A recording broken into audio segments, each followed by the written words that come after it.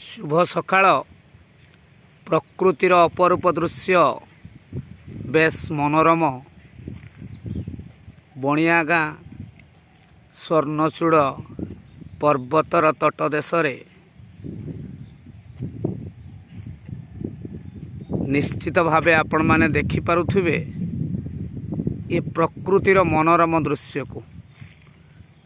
प्रकृति केते सुंदर, प्रकृति केते मनोरम, प्रकृति रो वर्ण विवाह वास्तव रे केते केते हृदयस्पर्शी, वास्तव रे केते मनोलोभा आ वास्तव रे निश्चित भाव रे प्रतिटी हृदय रे सृष्टि करे स्पंदन आउ से स्पंदन रे स्पंदायित हुए प्रतिटी मुहूर्त।